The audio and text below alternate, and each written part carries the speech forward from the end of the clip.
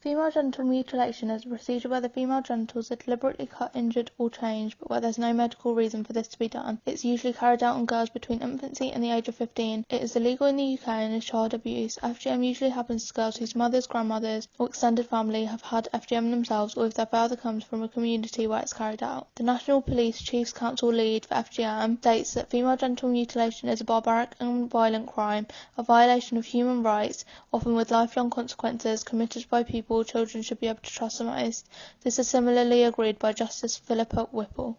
FGM is said to be carried out for a number of reasons. FGM is carried out as a way to control a woman's sexuality. It is thought to ensure virginity before marriage and fidelity afterwards, and to increase male sexual pleasure. FGM is seen as part of a girl's initiation into womanhood and an intrinsic part of a community's cultural heritage. This relates to honour-based violence. Honour-based violence is a form of domestic abuse which is perpetrated in the name of so-called honour. FGM is a form of honour-based violence.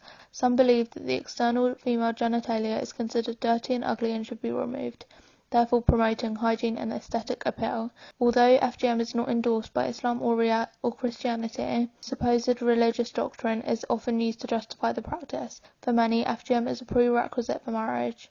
However, there are no acceptable reasons that justify FGM. There are 4 types of FGM. The first is where the clitoris is removed completely or half. The second type is where again the clitoris is removed along with the inner lips, known as the labia minora. The third type includes removal of both the clitoris and the labia minora, but the bigger lips are also removed. When everything is removed, the edges are sewn, leaving a tiny passage for menstrual flow and urine. Type 4 is also known as unclassified, which may include pricking of the clitoris, corrosive materials being introduced, tattoos, or even cutting into the floor of the vagina. Terminology used for this procedure has gone through a number of changes. When it first came to international attention, it was referred to as female circumcision. However, this was criticised for being drawn parallel to male circumcision, creating confusion. The term FGM is used by a wide range of women's health and human rights organisations. The word mutilation emphasises the gravity of the act and reinforces that the procedure is a violation of women and girls' basic human rights. This expression gained support in the late 1970s and has been used ever since. In the late 1990s, the term female genital cutting was introduced, following dissatisfaction with the term FGM, as there was a concern that communities could find the term mutilation malicious, therefore alienating practicing communities. The origins of the practice are unclear. It predates the rise of Christianity and Islam.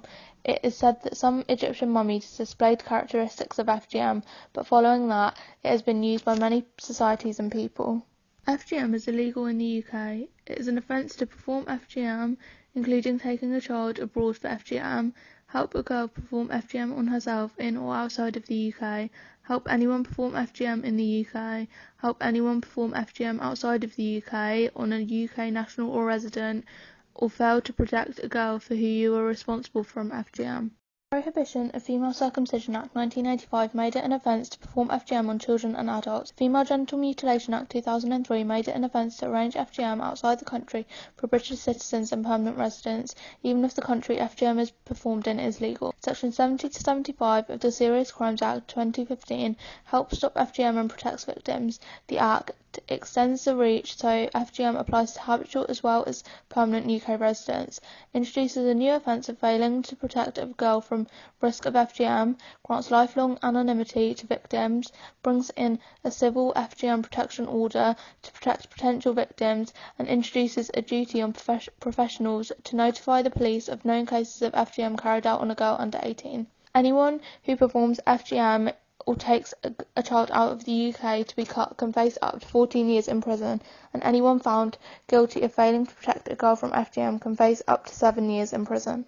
Statistics show that there is an estimation of 137,000 women and girls who are victimised by FGM in UK and Wales, as per the prevalence of FGM in UK and Wales, national and local estimates 2015.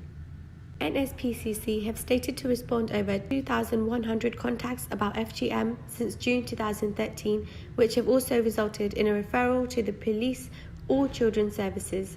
NSPCC have also provided a dedicated helpline in June 2013 for anyone concerning FGM. Since July 2015, 205 female genital mutilation protection orders have been made to safeguard girls from female genital mutilation. Over 100 girls were identified as having or were having treatment for FGM in England in 2015 to 2016, as per the Health and Social Care Information Centre 2017 on FGM. An estimation of areas where FGM is performed in UK is mostly in London, which could be due to a larger population or cultural influences in those areas. The first prosecution under the new Female Genital Mutilation Act of 2003 was that of Dr. Danuson Dharmasena and other, where the young doctor was charged with committing FGM following an incident involving stitching up a mother after the birth of her first child.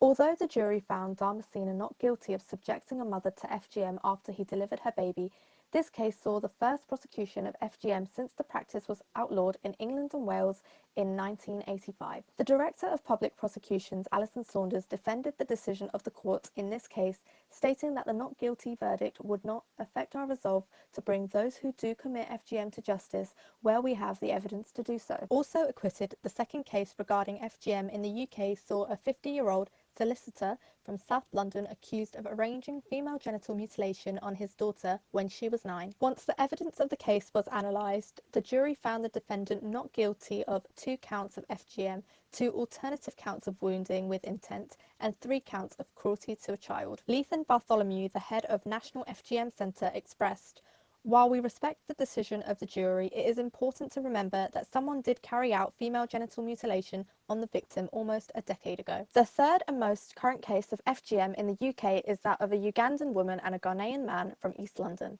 Charged under the Female Genital Mutilation Act of 2003, the pair were accused of failing to protect their 3-year-old daughter from the risk of female genital mutilation in August of 2017. The couple initially claimed the injuries the little girl sustained was due to falling from a work surface and straddling a cupboard door.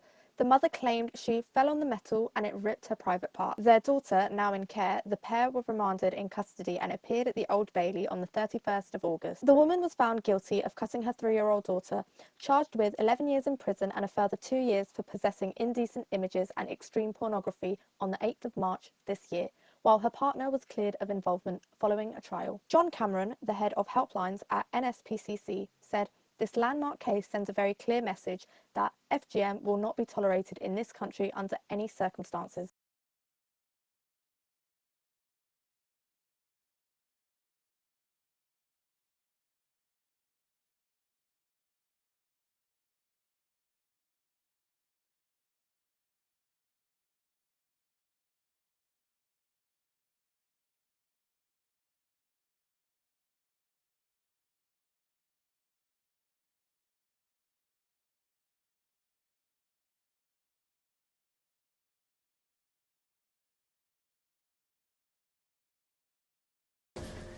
So are there girls who come from the UK who you help the parents to cut them here? waxay ka imaadaan Maraykan ama Yurub ay ka imaadaan UK waa ka imaadaan xagga America waa ka imaadaan Yurub meel walba ka imaadaan.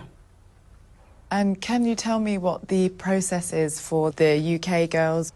horta tirmada ma ogtahay marka hore dhaqdhaqaaq la siinaa qalabka dhaqdhaqaaq la siiso qafarteeda maya sik ka qaba. Do you carry this with you at all times? Sik yeah kana